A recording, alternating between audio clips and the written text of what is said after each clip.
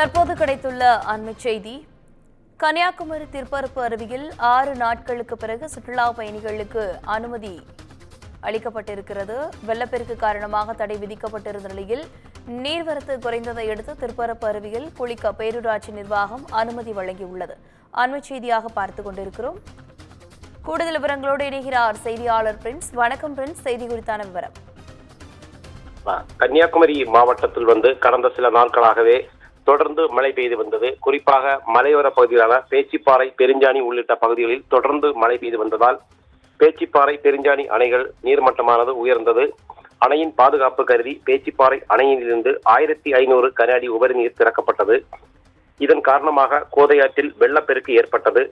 இதனுடன் திருப்பரப்பு அருவியிலும் தடுப்பு வேலியை தாண்டி தண்ணீர் சென்றதால் சுற்றுலா பயணிகளின் பாதுகாப்பு கருதி பேரூராட்சி நிர்வாகமானது கடந்த 6 நாட்களுக்கு முன்பு தடை விதித்தது. தொடர்ந்து குமரி மாவட்டத்தில் பெய்து வந்த மழையின் அளவு குறைந்ததாலும் மலையோர பகுதிகளில் மழை இல்லாததாலும் அணையின் நீர்வரத்து குறைந்தது. இதனைத் தொடர்ந்து அணையிலிருந்து வெளியேற்றப்பட்ட உபரி நீரின் அளவும் குறைக்கப்பட்டது.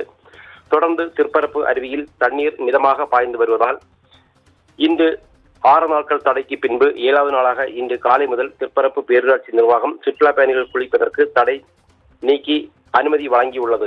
இதன் காரணமாக தற்போது விடுமுறை தினம் என்பதால் அருவியில் ஏராளமான சுற்றுலா பயணிகள் காலை முதலே குவிந்துள்ளனர். தொடர்ந்து அருவியின் அருகில் உள்ள சிறுவர் நீச்சல் குளம் மற்றும் படகு சவாரி போன்றவற்றிலும் சுற்றுலா பயணிகள் ஆர்வம் காட்டி மகிழ்ந்து வருகின்றனர்.